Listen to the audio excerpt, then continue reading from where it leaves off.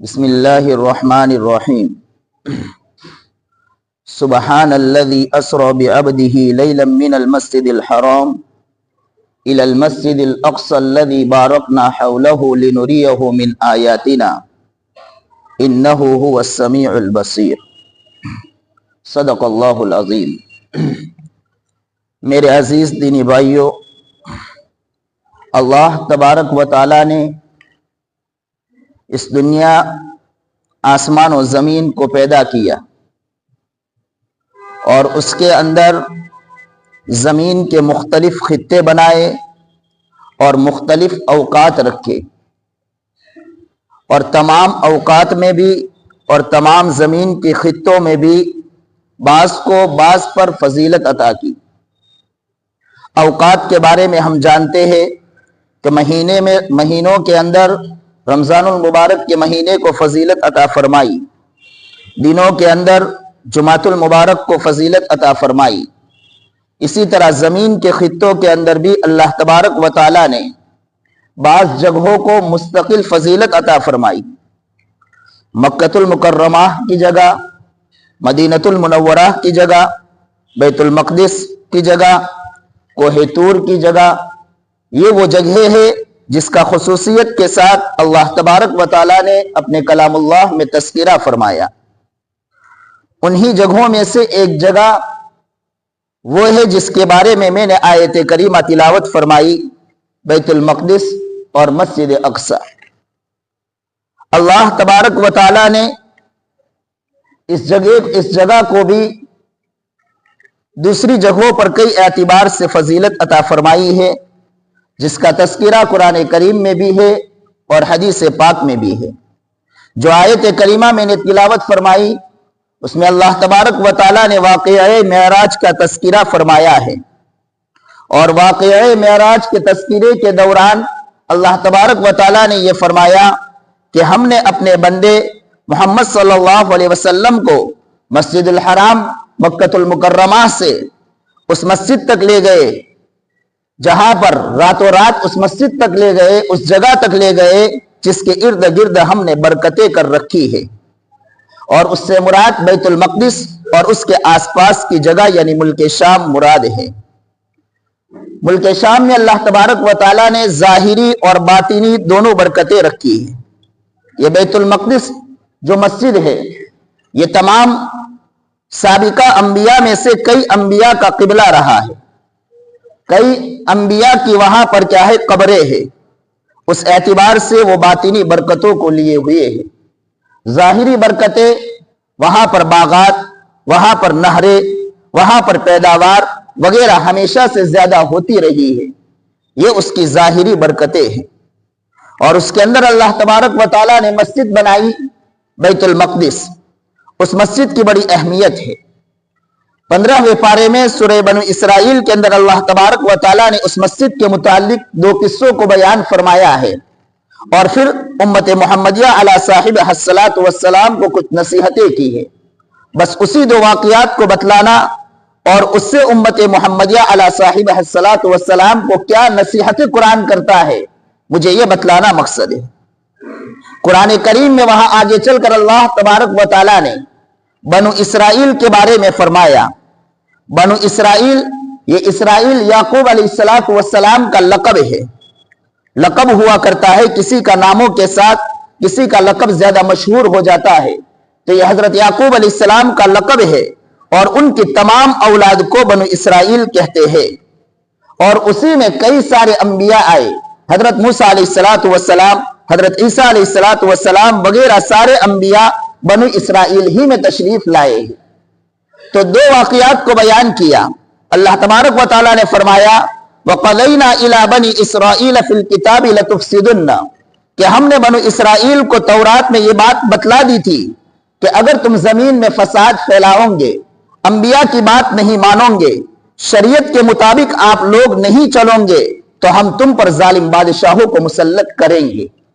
اور ایسے دو واقعوں کا اللہ تبارک و تعالیٰ نے تذکرہ کیا اسی کے اندر۔ فَإِذَا جَاءَ وَعْدُ أُولَاهُمَا،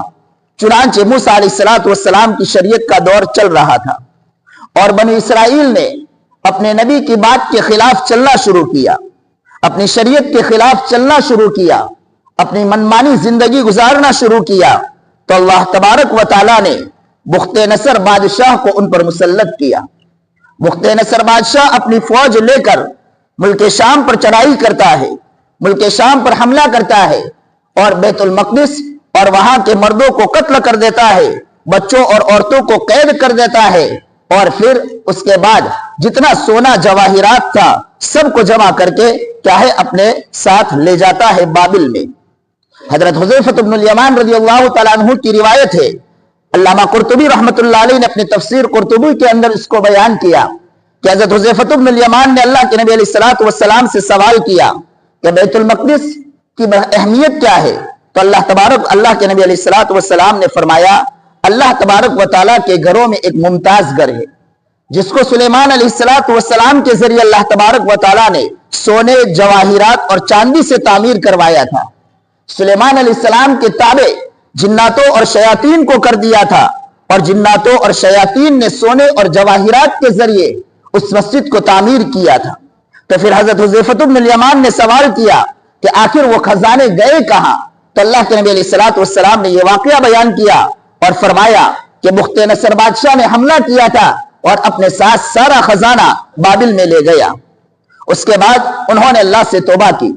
دوبارہ اپنے اعمال کو درست کیا، انہوں نے یہود نے اور بنی اسرائیل نے اپنے اعمال کو درست کیا، تو اللہ تبارک و تعالیٰ نے فارس کے بادشاہوں میں سے ایک بادشاہ کو دوبارہ بابل پر حملہ کروایا اور بخت نصر کے قبضے سے جو بنی اسرائیل قید تھے ان کو آزاد کروایا اور دوبارہ بیت المقدس میں لا کر آباد کیا، اور بیت المقدس دوبارہ کیا ہے تعمیر شدہ ہو گیا اور اللہ کی عبادت ہونے لگی۔ وقت گزرتا گیا، حضرت عیسیٰ علیہ الصلوۃ والسلام کی شریعت کا دور آیا، دوبارہ بنی اسرائیل نے اسی طرح حضرت عیسیٰ علیہ الصلوۃ والسلام کی شریعت کے خلاف چلنا شروع کیا، دوبارہ کیا ہے انہوں نے اللہ کے احکامات کی پامالی کرنا شروع کیا، تو اللہ تبارک و تعالیٰ نے دوسری مرتبہ دوسرا بادشاہ روم کا قیصر کو مسلط کیا، دوبارہ اس نے بیت المقدس پر حملہ کیا اور بیت المقدس کو کیا ہے اپنے قبضے میں لیا، اور وہاں کی بے حرمتی کی بیت المقدس کی، حتیٰ کہ وہاں سوروں کو اس نے کیا ہے نعوذ باللہ اس کے اندر باندھا اور تمام مردوں کو قتل کر دیا، خون کی ندیاں جاری کر دی، اور اپنے ساتھ سارا خزانہ 1,70,000 بیل گاڑیوں میں بھر کر اپنے کنیسۃ الذہب میں لے گیا اور وہاں پر رکھا۔ اللہ کے نبی علیہ الصلوۃ والسلام نے اس روایت میں یہ فرمایا کہ ابھی تک وہ خزانہ وہیں پر ہے اور ابھی وہیں پر رہے گا جب تک امام مہدی آئیں گے اور دوبارہ 1,70,000 کشتیوں میں واپس وہاں سے نکال کر بیت المقدس میں لائیں گے۔ ان دو قصوں کا تذکرہ اللہ تبارک و تعالیٰ نے قرآن کریم میں فرمایا، فَإِذَا جَاءَ وَعْدُ أُولَاهُمَا، اور اس کے بعد دوسرے دو قصوں کا تذکرہ اللہ تبارک و تعالیٰ نے یہود کے ساتھ فرمایا،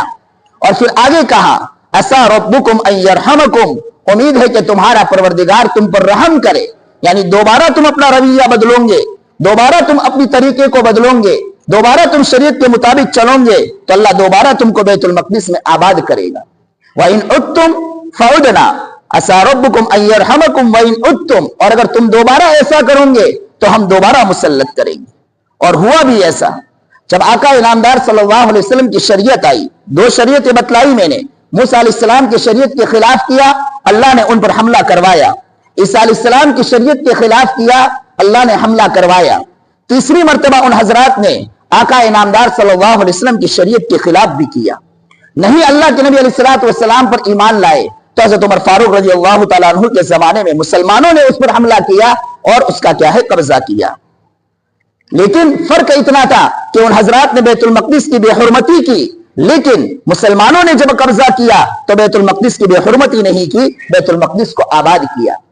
لیکن اللہ تبارک و تعالیٰ ان واقعات کو سنا کر امت محمدیہ علی صاحبہ الصلاۃ والسلام کو کیا نصیحت دینا چاہتے ہیں؟ یہ نصیحت دینا چاہتے ہیں کہ اگر اے مسلمانوں، اے قیامت تک آنے والے مسلمانوں، اگر تم میرے نبی کی شریعت کے مطابق چلو گے، میرے بتلائے ہوئے احکامات کے مطابق چلو گے، تو میں تمہارے ساتھ بلائی کا معاملہ کروں گا، میں تمہارے ساتھ رحم کا معاملہ کروں گا، میں تم پر ظالموں کو مسلط نہیں کروں گا۔ لیکن اگر تم نے اپنی شریعت کے خلاف چلنا شروع کیا، تم نے اللہ کے احکامات کے خلاف چلنا شروع کیا، تو میں تم پر ظالم بادشاہوں کو مسلط کروں گا، اور ساتھ ساتھ میں تمہاری مساجد کی بھی بے حرمتی ہوگی،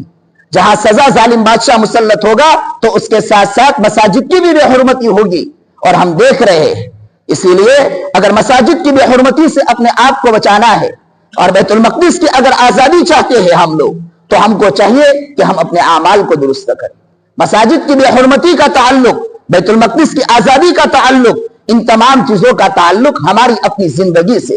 ہم اپنی زندگی کو اللہ کے تبارک و تعالیٰ کے احکامات کے مطابق، نبی اکرم صلی اللہ علیہ وسلم کی شریعت کے مطابق اگر ہم کر لیں گے اپنی زندگی کو، تو اللہ تبارک و تعالیٰ غیبی طور پر وہ نظام قائم کریں گے جس کی وجہ سے ظالم بادشاہ ہم سے ہٹ جائیں گے۔ قرآن نے واقعات کو بیان کر کے بتلایا، ظالم بادشاہ ہم سے ہٹ جائیں گے، عادل حکمراں ہمارے اوپر حکمرانی کریں گے، ہم کو عدل و انصاف ملے گا، اور ہم چین اور سکون کے ساتھ زندگی گزار سکیں گے۔ بس ان دو واقعات کی روشنی میں جو نصیحت قرآن ہم کو کرتا ہے، بس اسی نصیحت پر اللہ تبارک و تعالی مجھے اور آپ حضرات کو عمل کرنے کی توفیق عطا فرمائے کہ ہم مکمل اسلام پر چلنے والے ہو جائے۔ ہمارا معاشرت، ہمارے عقائد، ہمارے عبادات، ہمارے معاملات، ہم ہر چیز میں اللہ کے نبی علیہ الصلوۃ والسلام کے طریقے پر اور اللہ تبارک و تعالیٰ کے کلام اللہ میں بتائے ہوئے طریقے پر چلنے والے بن جائے، اور اللہ ہم کو توفیق عطا فرمائے تاکہ ہمارے دنیا بھی بن جائے اور ہمارے دین بھی بن جائے، ہماری آخرت بھی بن جائے۔ اللہ تبارک و تعالیٰ کہنے سننے سے زیادہ عمل کی توفیق عطا فرمائے۔ وآخر دعوانا الحمدللہ رب العالمین۔